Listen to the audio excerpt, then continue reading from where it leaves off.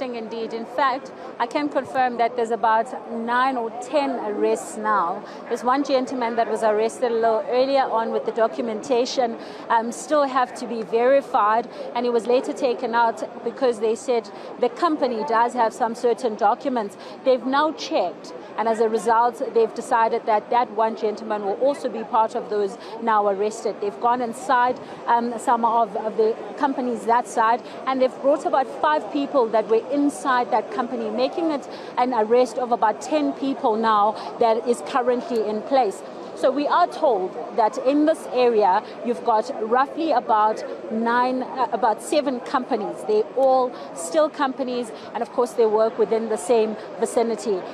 We know that from what we have heard from the Labour departments that there was a tip-off with regards to trade call. However, when they came to the vicinity, they found out that there were more than 1 companies, and of course they were then called out, and you heard that very loud noise where they were calling people out of their shifts to come into this area so that they could then be verified. From what we know from Home Affairs, with those that are currently in that Home Affairs van, what we know is that their documentation now will then have to be verified. This is, of course, until they have been verified, only can they then say that they have a right perhaps to come back and work in this company. And whilst that is taking place, we know that there's also an induction that's currently taking place.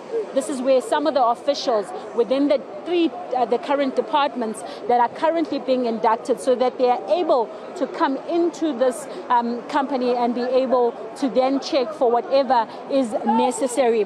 What we understand, Iman, is that this is a multidisciplinary operation where you find SAPS, where you find the Gauteng traffic wardens, as you can see there. They're also working, where you find as well as Home Affairs. And I want to show you what Home Affairs will do. So what you see there is some of the documentation that they will have to go through. And some of these documentation then is what they will look at.